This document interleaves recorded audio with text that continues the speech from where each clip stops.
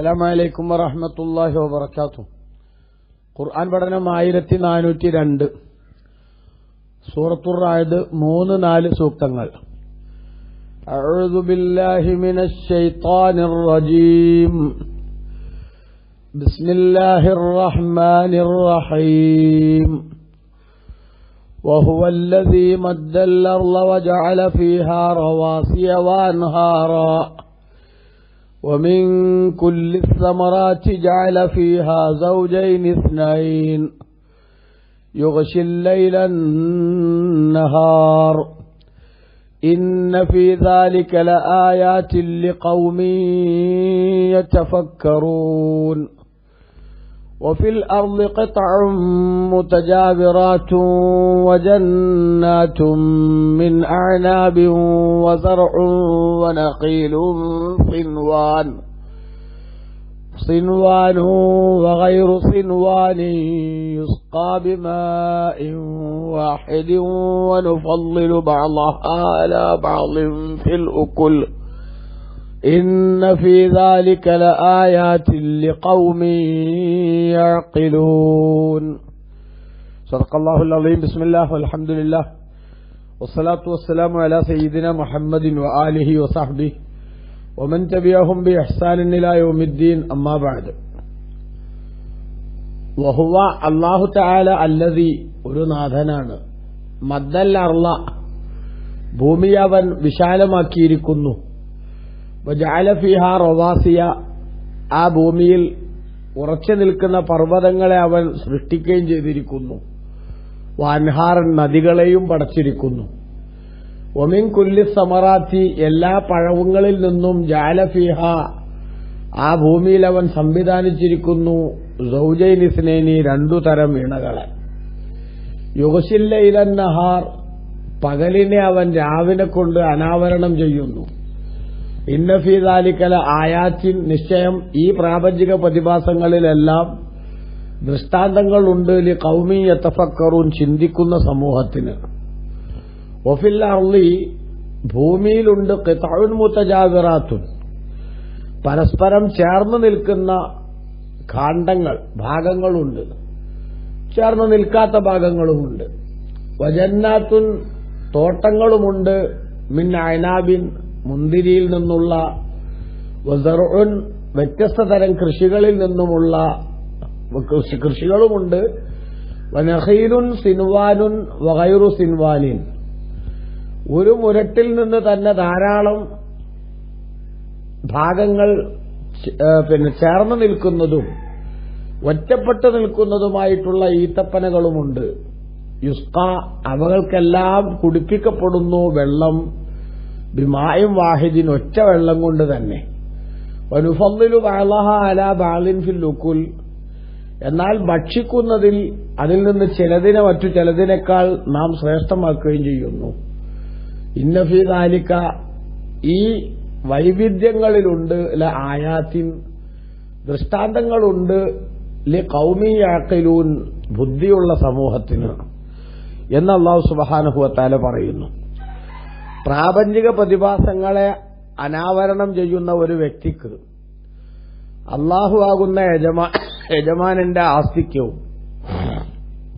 അല്ലാഹുവിന്റെ അജയ്യമായ കഴിവുകളുടെ വിവിധ ശൈലികളുമൊക്കെ അവന്റെ മുന്നിൽ കാണുന്ന പ്രപഞ്ചത്തിന്റെ സ്വഭാവങ്ങളിൽ നിന്നു തന്നെ മനസ്സിലാക്കിയെടുക്കാൻ സാധിക്കുമെന്നാണ് ഈ സൂക്തങ്ങളുടെ വളരെ ചുരുക്കമായിട്ടുള്ള ഒരു സന്ദേശം. നമുക്കറിയാവുന്നതുപോലെ നമ്മുടെ മുന്നിൽ ഒട്ടനവധി അത്ഭുതങ്ങളുണ്ട്, ഒട്ടനവധി സംവിധാനങ്ങളുണ്ട്, ഒരുപാട് സത്യങ്ങളുണ്ട്.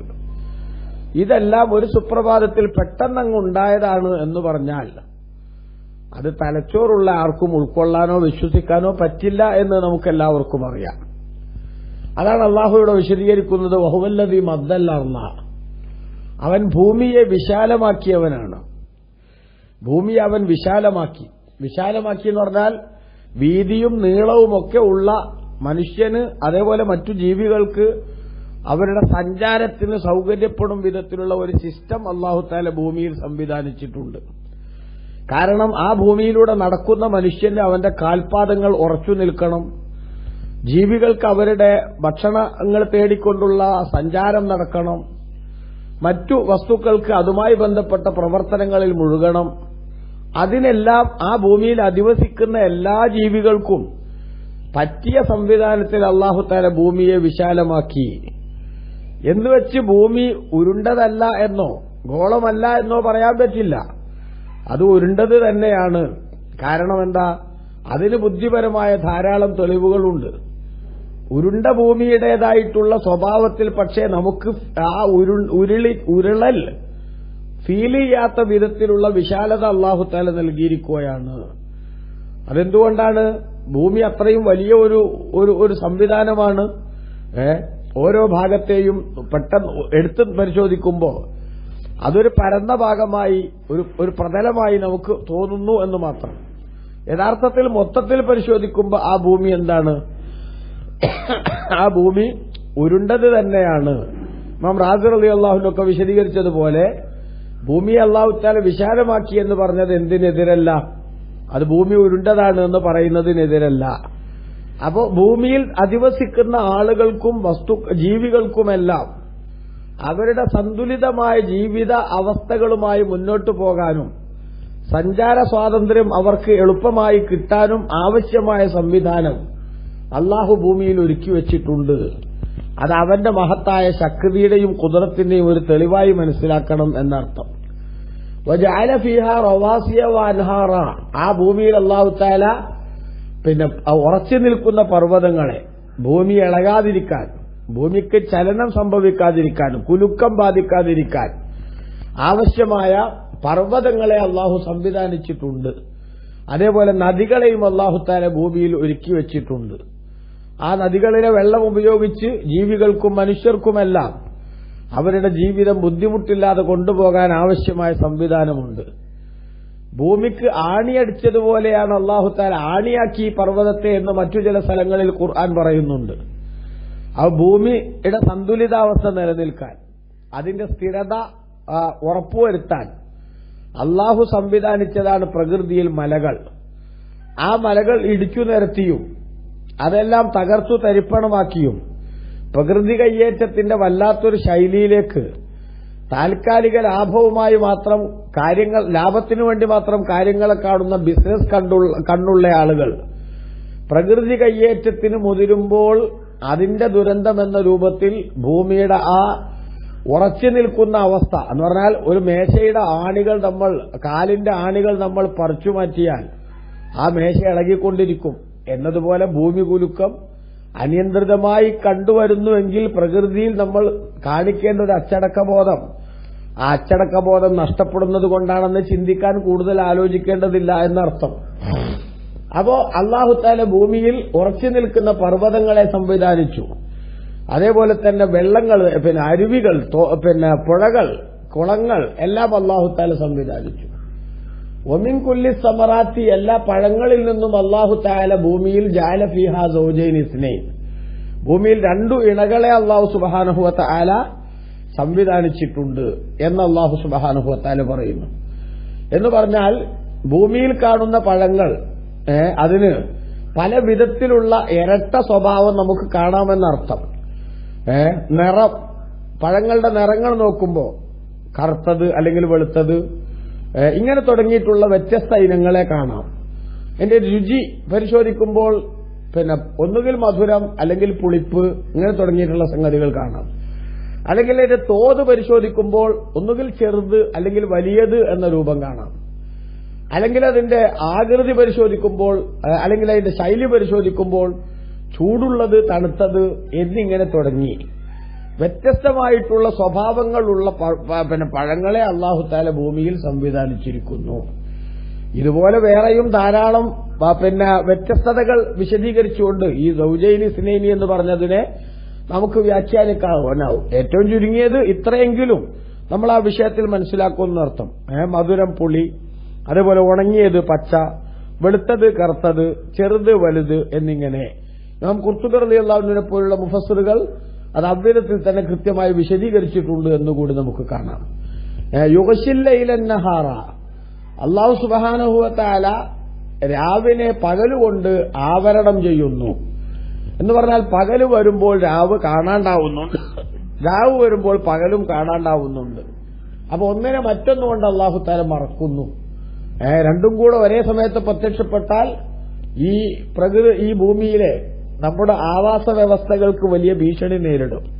അപ്പൊ അത് വരാത്ത വിധത്തിൽ മനുഷ്യന്റെ ജീവിതത്തിൽ ആവശ്യമായ ആ പ്രവർത്തനങ്ങൾക്ക് മുഴുകാൻ സഹായകമാകുന്ന പകല് വേണം.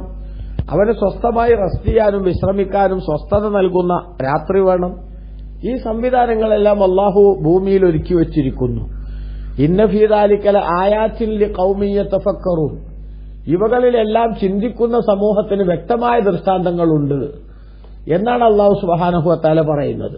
എന്താണ് ആ പറഞ്ഞതിന്റെ അർത്ഥം? മഹാനിമാം തുബരി തങ്ങൾ വിശദീകരിച്ചു, ഇന്ന ഫീമാ വസഫ്തു വദക്കർതു മിൻ അജായിബി ഖൽഖില്ലാഹി വഅലീമി ഖുദ്റതിഹി അല്ലതി ഖലഖ ബിഹാ ഹാദിഹിൽ അശ്യാ. അല്ലാഹു സുബ്ഹാനഹു വ തആല ഈ ഭൂമിയിൽ സംവിധാനിച്ചിരിക്കുന്ന അത്ഭുതങ്ങൾ, അവന്റെ സൃഷ്ടിപ്പിന്റെ അത്ഭുതങ്ങൾ, അതേപോലെ തന്നെ അവന്റെ വിശാലമായ കഴിവിന്റെ ബാഹുല്യം, അതെല്ലാം കൃത്യമായി മനസ്സിലാക്കുന്ന ഒരു മനുഷ്യന് ഈ വിവരണങ്ങളിലുണ്ട് ദലാലാത്തിൻ വഹുജജൻ വഇലാത്തിൻ, ധാരാളം തെളിവുകളും അതേപോലെ തന്നെ വ്യക്തമായ രേഖകളും ധാരാളം ഉത്ബോധനങ്ങളും ഇതിലടങ്ങിയിട്ടുണ്ട്. ലിഖൗമി യതഫക്കറൂന ഫീഹാ, ഇവകളെ സംബന്ധിച്ച് ചിന്തിക്കുന്ന സമൂഹത്തിന്. ചിന്തിക്കാതെ എന്തെങ്കിലുമൊക്കെ ഉട്ടോപ്യ ന്യായങ്ങൾ പറഞ്ഞു നിൽക്കുകയാണെങ്കിൽ അവരെ നന്നാക്കാൻ നമുക്ക് സാധിക്കില്ല. അപ്പൊ അന്ന് പറഞ്ഞാൽ അതിന്റെ അർത്ഥം എന്താ? ഇവകളെ കുറിച്ച്, അതായത് പ്രകൃതിയിൽ നമ്മൾ കാണുന്ന ഈ സംവിധാനങ്ങൾ, രാവ് വരുന്നു പകല് പോകുന്നു, പകല് വരുന്നു രാവ് പോകുന്നു, ഇത് അഭംഗുര മനസ്യൂതം ഈ പ്രക്രിയ തുടർന്നുകൊണ്ടിരിക്കുന്നു. അതേപോലെ ഭൂമിക്ക് ഇളക്കം തട്ടാതിരിക്കാൻ അല്ലാഹു തആല ആണിയടിച്ച് പർവ്വതങ്ങളെ സംവിധാനിച്ചിരിക്കുന്നു. ധാരാളം അരുവികളെ അല്ലാഹു തആല ഭൂമിയിൽ സംവിധാനിച്ചിരിക്കുന്നു. മനുഷ്യന് സ്വസ്ഥമായി സഞ്ചരിക്കാൻ പറ്റും വിധത്തിൽ അല്ലാഹു ഭൂമിയെ ഒരുക്കി വച്ചിരിക്കുന്നു. ഇതൊക്കെ ആര് ചെയ്തതാണ് എന്ന് ചിന്തിക്കുന്ന ഒരു മനുഷ്യനെ സംബന്ധിച്ചിടത്തോളം അവർക്ക് കൃത്യമായി മനസ്സിലാക്കാൻ സാധിക്കും. എന്ത്?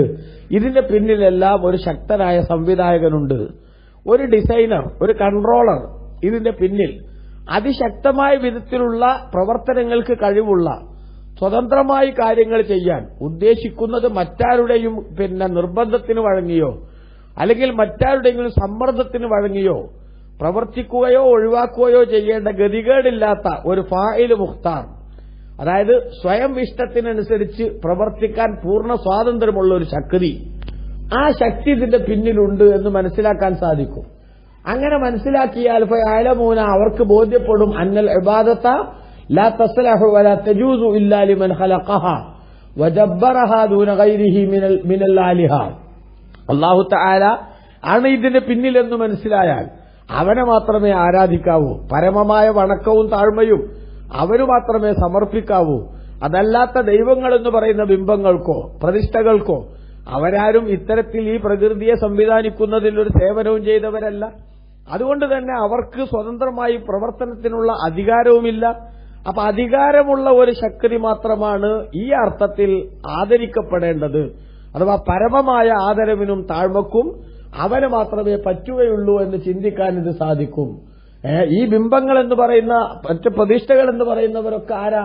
അല്ലതീ ലാ തഖ്ദിറു അലാ ദുർരിൻ വലാ നഫ്ഇൻ വലാ ലിശൈഇൻ ഗൈരിഹാ. ഒരു ഉപകാരമോ അല്ലെങ്കിൽ ഉപദ്രവമോ അല്ലെങ്കിൽ രണ്ടുമല്ലാത്ത മറ്റെന്തെങ്കിലും സംഗതികളോ അതിനൊന്നും സ്വയം കഴിവില്ലാത്ത ആളുകളാണ് മറ്റു ബിംബങ്ങളും സംഗതികളുമൊക്കെ. അപ്പൊ ഈ സംഗതികളെല്ലാം ഉണ്ടാക്കിയവൻ അല്ലാഹുവാണ്.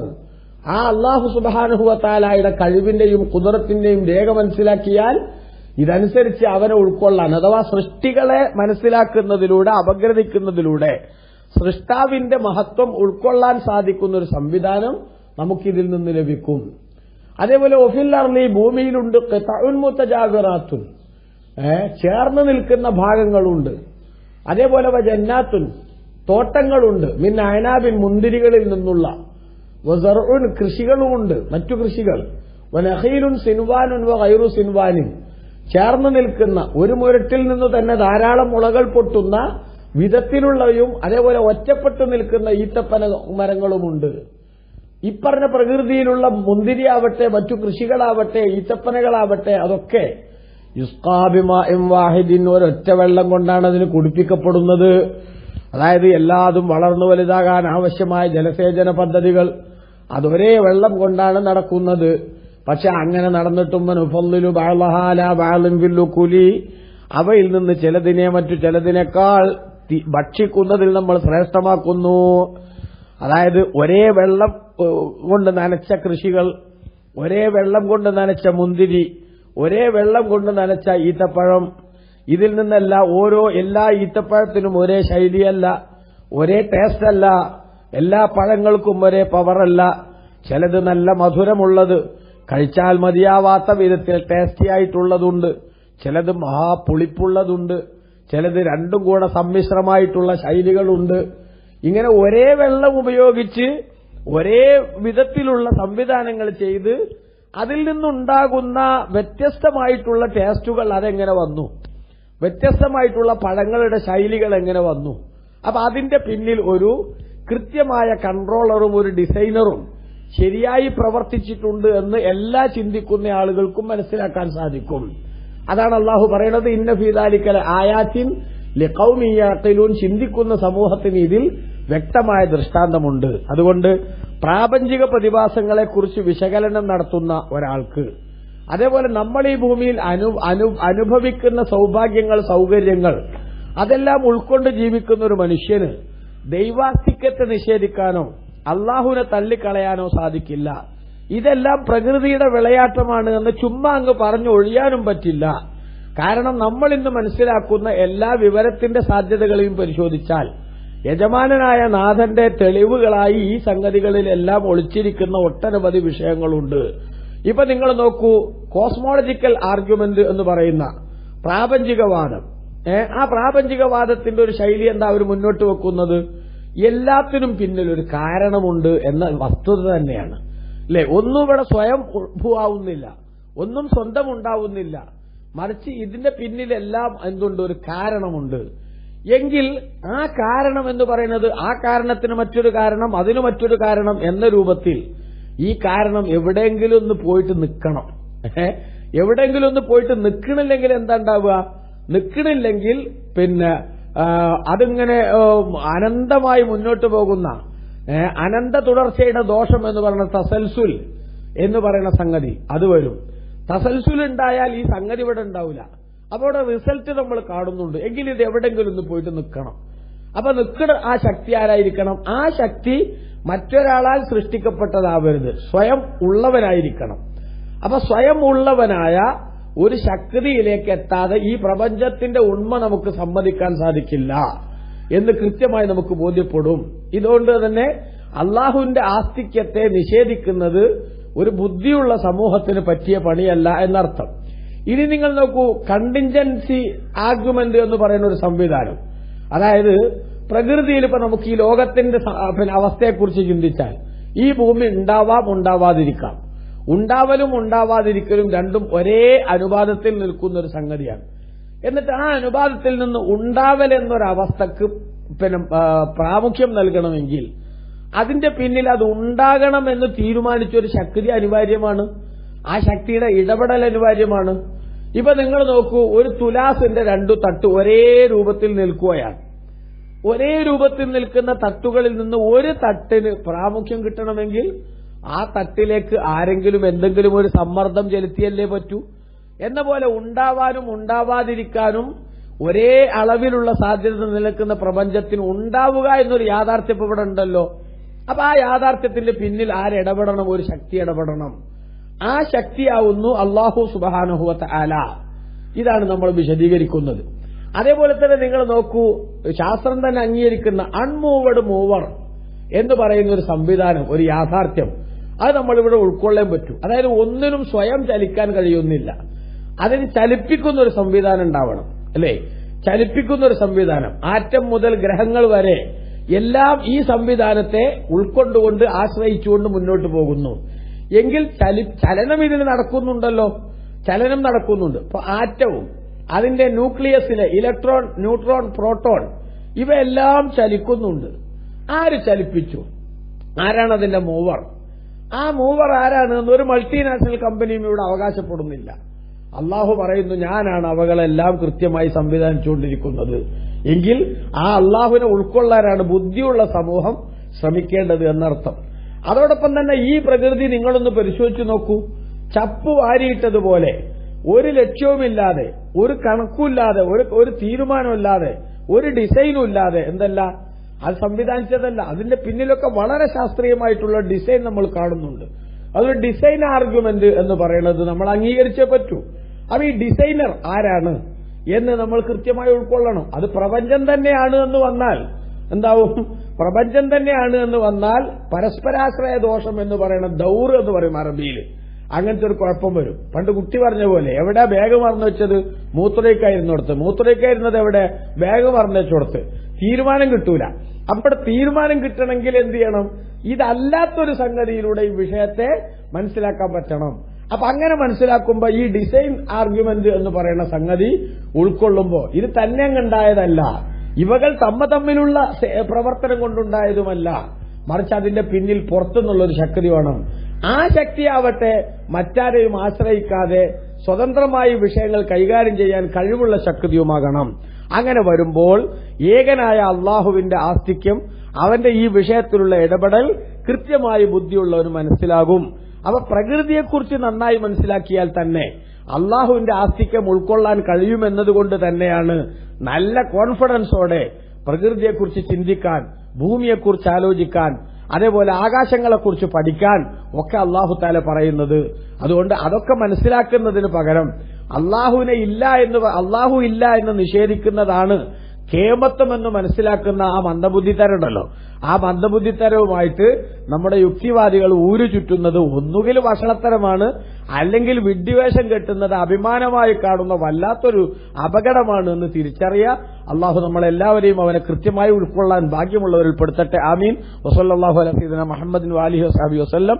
വൽഹംദുലില്ലാഹി റബ്ബിൽ ആലമീൻ. വസ്സലാമു അലൈക്കും.